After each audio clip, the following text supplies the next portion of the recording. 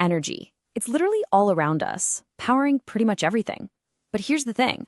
Most of the time, it's totally invisible, moving and changing in these hidden ways. So today, we're going to put on our detective hats and learn how to actually see this secret world and trace the journey of energy. Let's get into it. So, every great detective story starts with a compelling case, right? And our first case file, well, it begins with a scene that looks pretty ordinary at first. At a quick glance, it's just a school bus. It's driving up a hill, simple enough. But believe it or not, this single image is hiding a whole web of secrets about energy. To crack this case, we have to ask the right questions. So, where is the energy actually being stored in this whole scene? Where is it being transferred from one place to another? And, maybe the biggest question, why are there so many different types of energy all happening at once? Okay, to answer those questions and really solve this mystery, every good detective needs a toolkit with all the right concepts. So before we go any further, let's build ours. First up is this idea of an energy store. This is just a fancy way of describing where energy is being held before something happens. You can think of it like a container, a battery, a tank of fuel, even a stretched rubber band. Those are all different kinds of energy stores. Next in our toolkit, we've got energy transfer. Now this is the action part. It's what happens when energy moves from one store or one container to another. You know, when a car starts to move or you flip on a light switch, that's energy being transferred. It's energy on the move.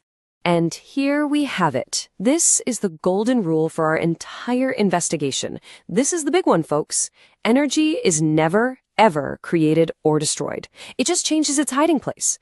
The total amount always stays the same. It's just moved from one container to another.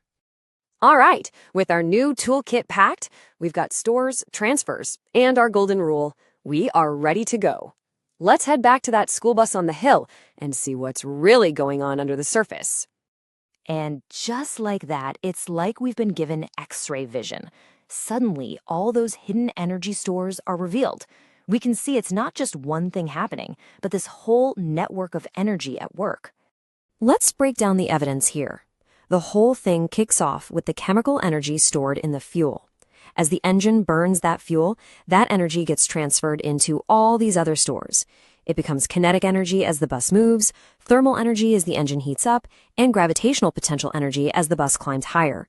It even turns into electrical energy for the lights, sound energy from the engine's roar, and even a little bit of elastic energy in the squeezed tires. It all comes from that one starting place. Okay, so we've pretty much cracked the main case. But you know, a good detective always keeps their skills sharp. So let's apply our new toolkit to a few more quick mini cases, just to test it out. First up, a car at the top of a ramp. To start, it's full of gravitational potential energy because of its height. Then, when it rolls, that energy gets transferred into kinetic energy. That's the energy of motion. A really clear-cut transfer from potential to kinetic. And here's another one. You compress a spring toy, right? All that energy is now being held in its elastic potential store. When you let it go, that energy transfers, launching it up and converting into gravitational potential energy at the very peak of its jump. Okay, how about a classic campfire? We can see the light, we feel the heat, but let's trace the energy like a detective.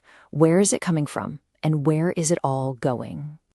All right, take a second and put on your detective hat. Using our new toolkit, can you trace the path of the energy right here?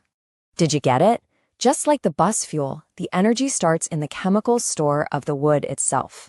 As it burns, that stored energy is transferred out as heat, moving into the thermal store of the air, the ground, and anyone warming their hands nearby. Case closed. You've done some great work so far, learning the fundamentals and solving some tricky cases. But now, it's time for your final test as an energy detective. Here is the last piece of evidence, a simple electrical circuit. You've got a battery, a wire, and a light bulb. It seems totally straightforward, but just like that bus, the energy here is on a pretty fascinating journey. So, the final challenge is all you. Where does the energy start? What transfers are happening along the way? And what energy stores are involved when that bulb finally lights up and gets warm? You have the toolkit now. This hidden world of energy is all around you, just waiting to be seen. Happy investigating!